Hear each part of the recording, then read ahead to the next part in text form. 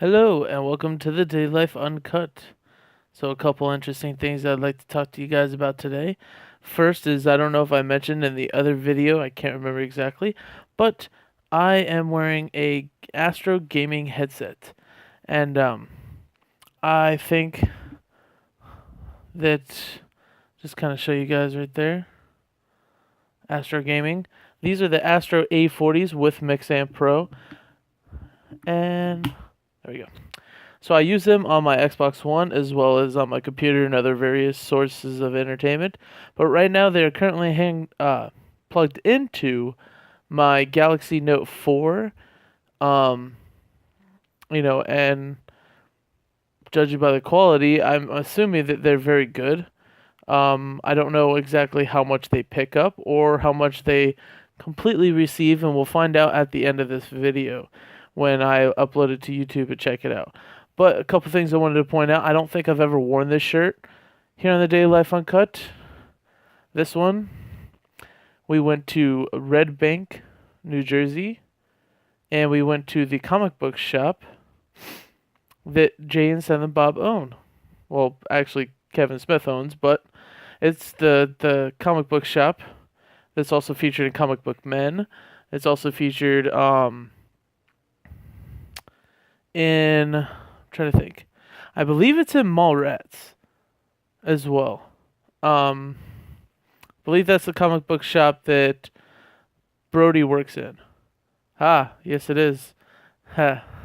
And it was kind of interesting because the very first time that we went up there a few years ago, they had the sign from Clerks 1 and 2 that had the "We assure you we're open."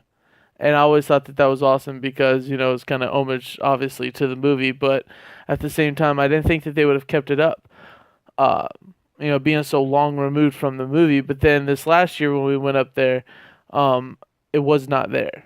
And it was all redone. The whole front had different posters and stuff on it. The sign was redone. It was kind of nice, but it didn't feel like the same shop just from the look from the outside. Red Bank is a very small town that I've noticed, and I can understand why, people would make this special trip out there just for that comic book shop. That's what we did. We went next door, though, for the first time, I believe, and we got the sandwiches that were featured on the show, and that was kind of cool because we ended up getting these amazing, I think it was like a Philly chicken sandwich or something like that. Some type of chicken sandwich that they made on the show that had some superhero name that I can't remember for some reason. And we ate those, and they were just one of the most amazing sandwiches we've had. And they were one of the cheaper ones. Like, I figured something like that would be like, it was a sub that was it was a little bit over a foot long, and it cost only about like $7 per sandwich. And we were thinking, okay, this is going to be one of the specialty type shops, and this could be 10, $11 a sandwich, like maybe Jersey Mike's and stuff like that. But apparently it wasn't. It was a very nice, very good sandwich. We also browsed through the comic book shop, and the next time that we're up there, we're going to definitely take some pictures and some video just to kind of show you here at the Daily Life Uncut because, I didn't have the channel back then, so I couldn't have really done anything to prepare for that. But for those of you who don't know or haven't been up in that comic book shop, it is pretty decently small, but yet it has a hell of a lot amount of clerk stuff in it. It's got the Movies uniform.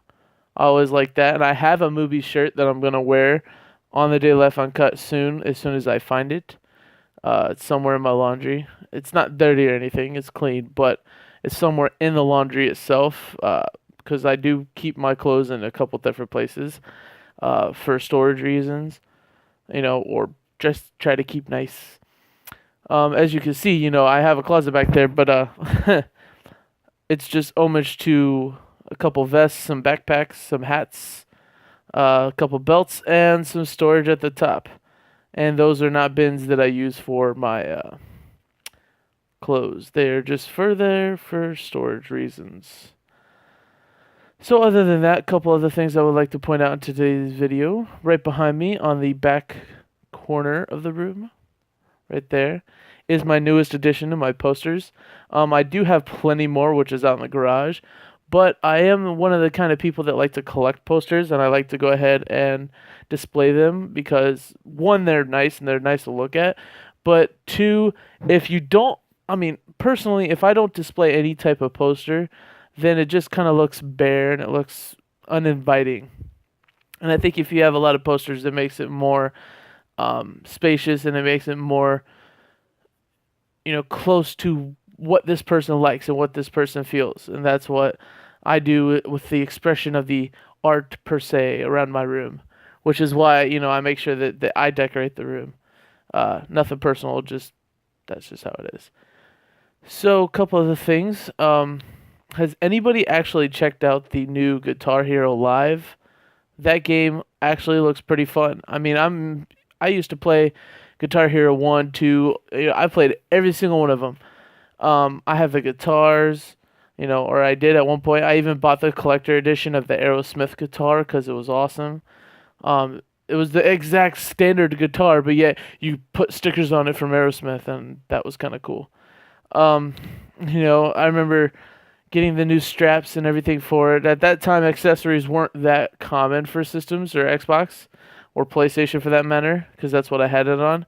And overall, that was just a very cartoony style game. But then they come out with this version, the Guitar Hero Live, and it just looks absolutely amazing with all the graphics. It's 100% looking like as if you were on stage on a real concert, and that's a whole different change. And I'm glad that they also took down the amount of frets that you have on the guitar, because I always hated having to go and you hit that pinky right on the end, and then the pinky has to have two buttons that you play with it, or you would have to move your whole hand down. And if I ever moved my whole hand down during that time, it would make the control hitting a little hard, and it would make it a little bit more difficult to actually continue the song, or I would miss one key or something like that. So it was never 100% on a song.